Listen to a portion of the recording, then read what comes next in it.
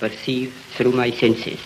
It transcends the senses, but it is possible to reason out the existence of God to a limited extent.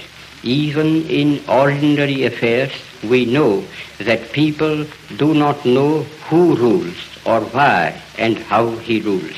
And yet they know that there is a power that certainly rules. In my tour last year in Mysore, I met many poor villagers, and I found upon inquiry that they did not know who ruled Mysore. They simply said, some god ruled it. If the knowledge of these poor people was so limited about their ruler, I, who am infinitely lesser in respect to God than they to their ruler, need not be surprised if I do not realize the presence of God, the King of Kings. Nevertheless, I do feel, as the poor villagers felt about Mysore, that there is orderliness in the universe. There is an unalterable law governing everything and every being that exists or lives. It is not a blind law, for no blind law can govern the conduct of living beings. And thanks to the marvelous researches of Sir J.C. Bose, it can now be proved that even matter is life. That law, then, which governs all life is God. Law and the lawgiver are one.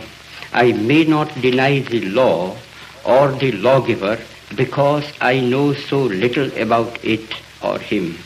Just as my denial or ignorance of the existence of an earthly power will avail me nothing, even so my denial of God and his law will not liberate me from its operation, whereas humble and mute acceptance of divine authority makes life's journey easier, even as the acceptance of earthly rule makes life under it easier.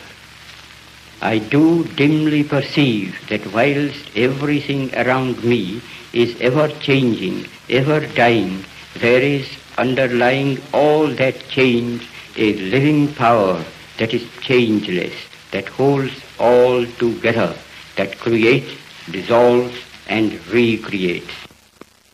Or I can see that in the midst of death, life persists.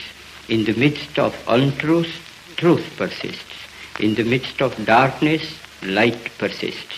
Hence I gather that God is life, truth, light.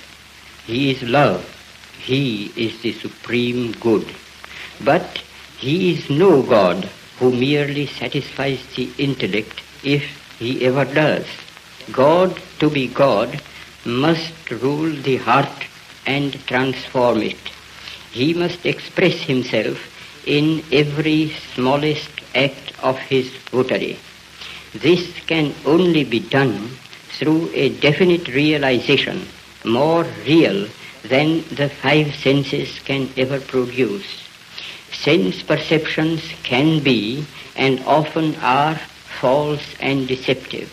However real they may appear to us. Where there is realization outside the senses, it is infallible. It is proved not by extraneous evidence, but in the transformed conduct and character of those who have felt the real presence of God within. Such testimony is to be found in the experiences of an unbroken line of prophets and sages in all countries and climes. To reject this evidence is to deny oneself. This realization is preceded by an immovable faith. He who would, in his own person, test the fact of God's presence can do so by a living faith. And since faith itself cannot be proved by extraneous evidence, the safest course is to believe in the moral government of the world, and therefore in the supremacy of the moral law, the law of truth and love. Exercise of faith will be the safest where there is a clear determination, summarily to reject all that is contrary to truth and law. I confess that I have no argument to convince through reason. Faith transcends reason. All I can advise is not to attempt the impossible.